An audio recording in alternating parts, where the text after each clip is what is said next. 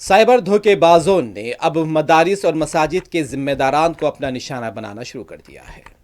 اور اس وقت سائبر دھوکے بازوں کی ایک ٹولی بالخصوص حیدرآباد اور ریاست کے اضلاع میں سرگرم ہے۔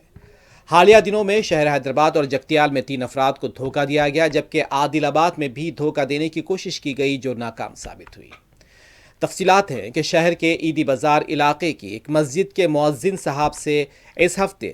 سائبر دھوکہ باز نے رابطہ قائم کیا۔ اس نے اپنا تعلق آسٹریلیا یا کینیڈا سے بتایا اور کہا کہ وہ مسجد کی تعمیراتی سرگرمیوں میں حصہ لینا چاہتا ہے۔ اس نے مدد کی پیشکش بھی کی، جس پر سادہ لوح مؤذن نے سائبر دھوکے باز کی باتوں پر یقین کر لیا اور اس نے مختلف بہانے بناتے ہوئے انہیں بتایا کہ تکنیکی وجوہات کی بنا پر پہلے مؤذن صاحب کو 3 ٹرانزیکشن اس کے اکاؤنٹ میں کرنے ہوں گے، جس کے بعد وہ ان کی رقم کے ساتھ امدادی رقم بھی روانہ کرے گا، مسجد کی تعمیر کے لیے بھی رقم روانہ کرے گا۔ انہوں نے اس کی بات پر یقین کر لیا اور مرحلہ واری سطح پر 3 مرتبہ جملہ 7,000 روپے اسے منتقل کیے، اور جس کے بعد اس نے اندرون 10 منٹ رقم بھجوانے کا وعدہ کیا، لیکن رقم نہیں بھجوائی، جس پر مؤذن صاحب کو تشویش ہوئی۔ انہوں نے فوری طور پر اندرون 1 گھنٹہ سائبر کرائم ہیلپ لائن 1930 پر شکایت درج کروائی۔ پولیس نے سائبر دھوکہ باز کے بینک اکاؤنٹس منجمد کر دیے گئے اور جس کے بعد اس نے رقم واپس کر دی۔ اسی طرح ضلع عادل آباد میں بھی سائبر دھوکہ بازوں نے ٹھگ لینے کی کوشش کی۔ انہوں نے دارالانصار ویلفیئر سوسائٹی کے تقریباً 5 ذمہ داران سے الگ الگ رابطہ قائم کیا، زکوٰۃ کی رقم بھجوانے کا وعدہ کیا اور کہا کہ وہ غریب افراد کی مدد کرنا چاہتا ہے، اس کا تعلق بیرون ملک سے ہے۔ اس نے تقریباً 1 سے 1.5 لاکھ روپے بھیجنے کا وعدہ کیا اور کوئی عذر پیش کرتے ہوئے ابتدا میں اس کے اکاؤنٹ میں ٹرانزیکشن کی خواہش کی۔ سوسائٹی کے معتمد نے بتایا کہ وہ چوکسی کے بعد وہ رقم سے محروم ہونے سے محفوظ رہ گئے اور حاضر دماغی کے نتیجے میں سائبر دھوکہ باز ناکام ہو گیا۔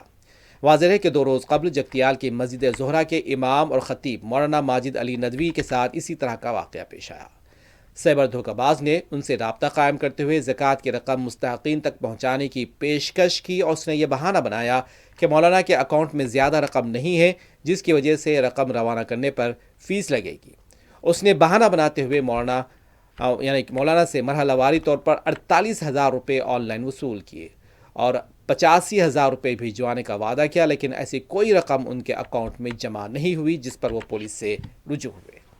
تازہ طور پر حیدرآباد کے ایک اور شخص کو اسی طرح 48,000 کا دھوکہ دیا گیا۔ شاطر دھوکہ باز نے ان کے فون پر 80,000 روپے جمع کروانے کا جھوٹا پیغام روانہ کیا اور 50,000 واپس اس کے اکاؤنٹ میں ڈالنے کو کہا۔ سادہ لوح شخص نے اس کی باتوں پر یقین کر لیا، اس کے اکاؤنٹ میں رقم منتقل کر دی، جس کے بعد انہوں نے بیلنس چیک کیا تو معلوم ہوا اس نے رقم جمع ہی نہیں کروائی، الٹا ان سے رقم وصول کر لی گئی۔